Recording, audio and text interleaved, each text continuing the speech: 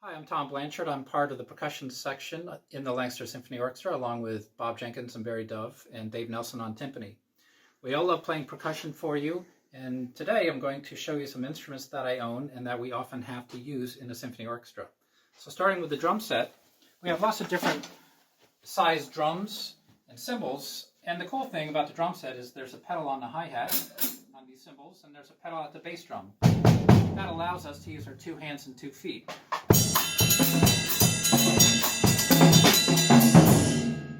We have to play lots of different musical styles at any time, depending on the piece. We have the vibraphone here. The bars are made of metal and has some resonators, which amplifies the sound. And it also has a motor with fans inside that turns, that makes the sound go wah, wah, wah, wah, wah, wah. So sometimes we have to play 3 or 4 mallets at a time, which provides harmony.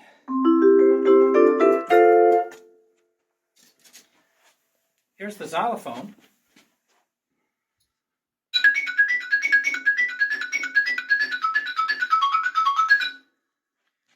Just like the vibraphone, it has resonators, which makes the instrument sound louder.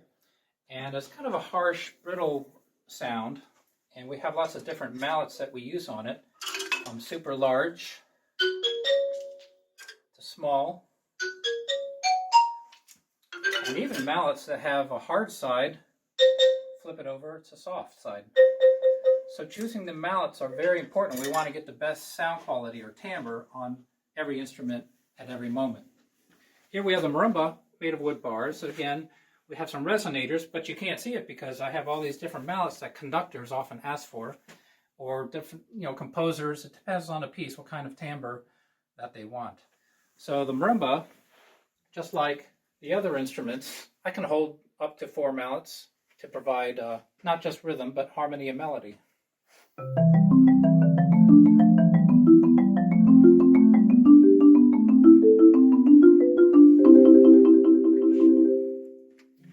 We have the bells here, made of metal. It's more compact than any of the other mallet instruments.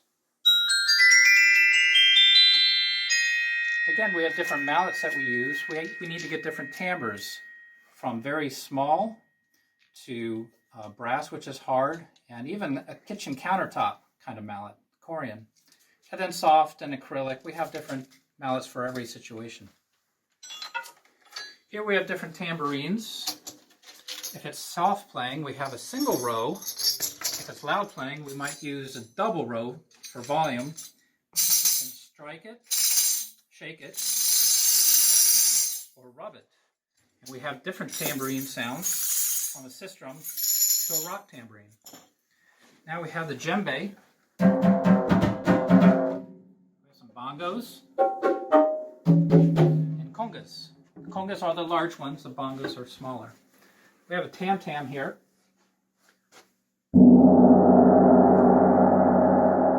It's not a gong because gongs have a raised center and a definite pitch. A tam-tam is flat and has kind of more of a general wash of sound to it.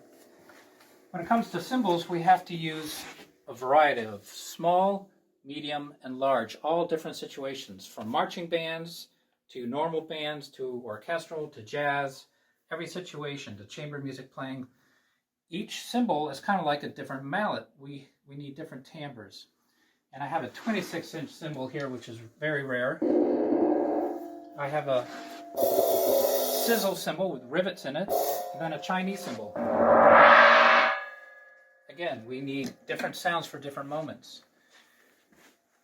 We have lots of different drums. This drum is from Korea, and some American Indian drums, a variety of sizes. They're all animal skin heads.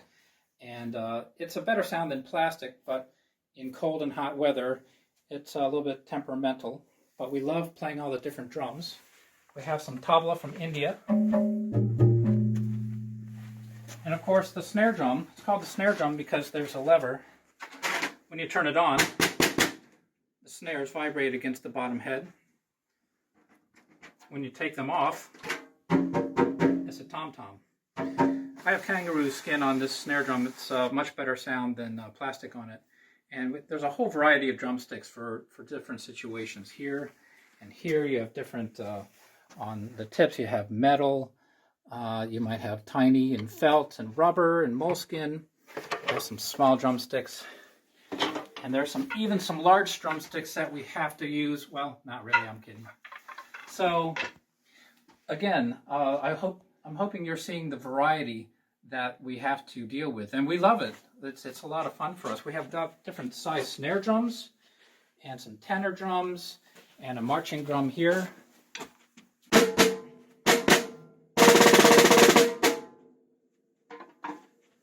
We have the bass drum, and just like the keyboard instruments, we have some soft, medium, and hard mallets.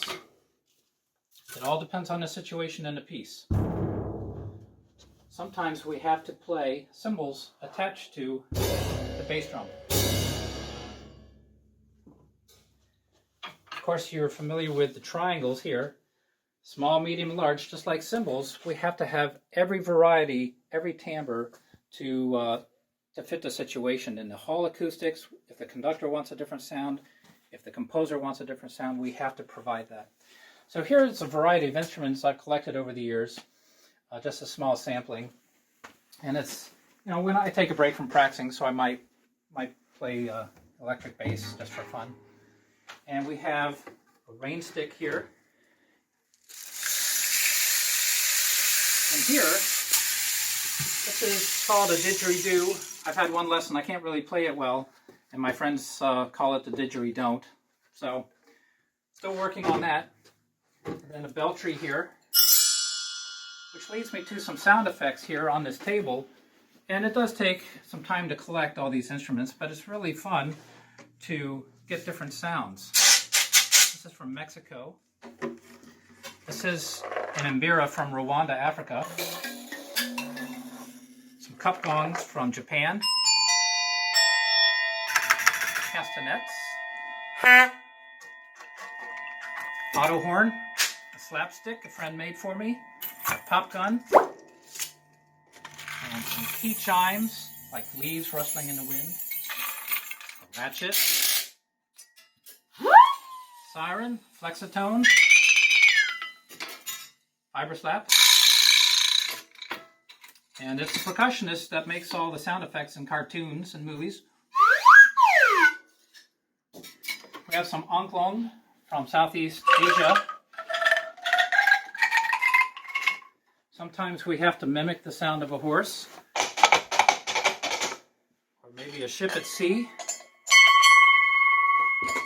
This is a cuica. I just have a wet paper towel and rub it on a stick inside a small drum. And there's some small instruments too.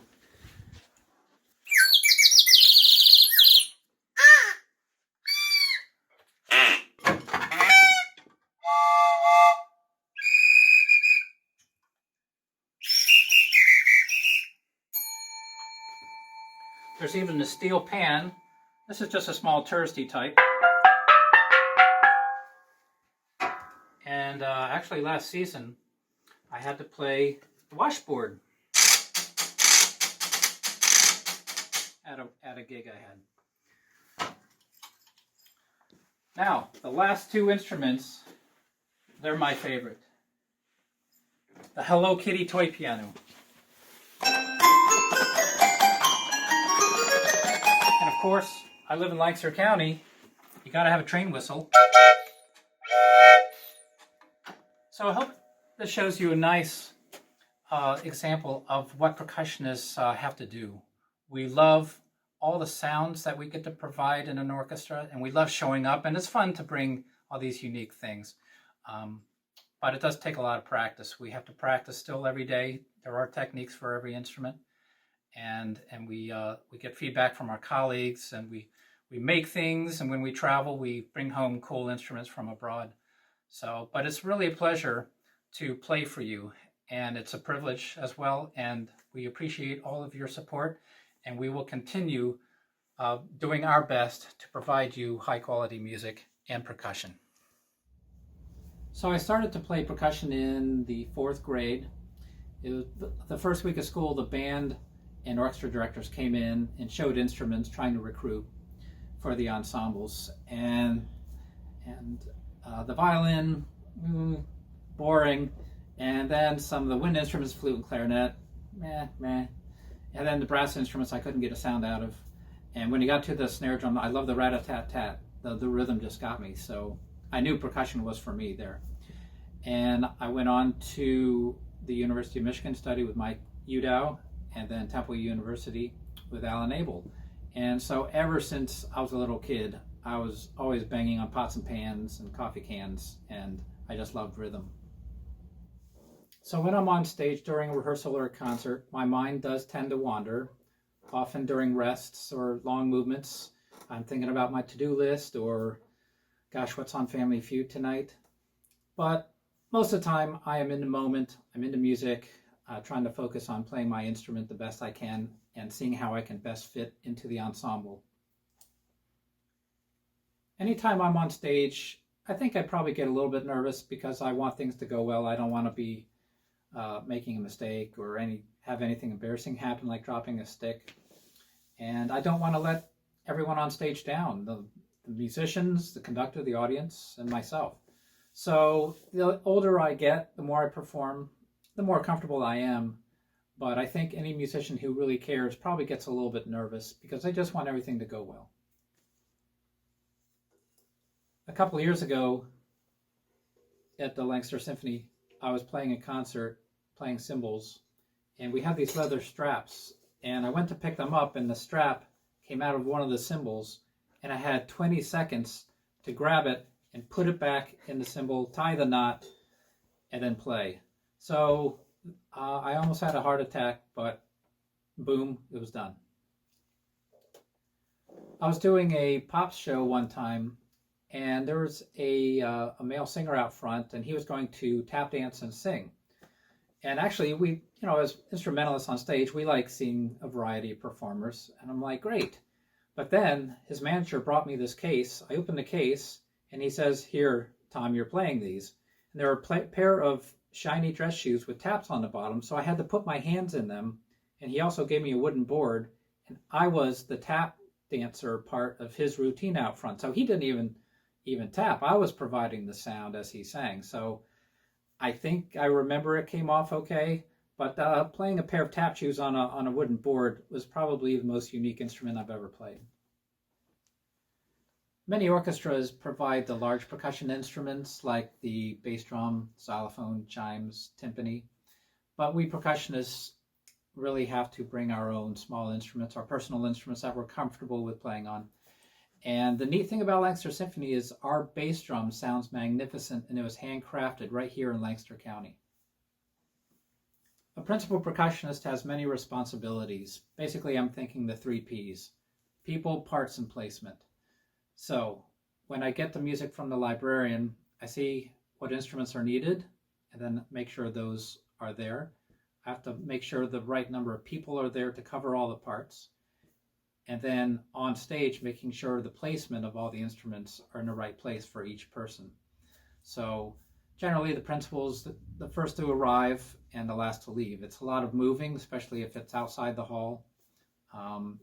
Tours abroad are pretty exhaustive, and you have to be super detailed about cases and the weights and working with the paperwork and management with that. So it may look easy, but there's a lot of background, a lot behind the scenes that goes on to put on a performance. I can't wait to get back to performing with my friends and colleagues on stage. I want to thank General Manager Guy McIntosh for all the hard work he's doing. And I would sincerely like to thank our sponsors, our donors, and you, our audience. We do appreciate your support. We love to see you every time, and we can't wait to get back.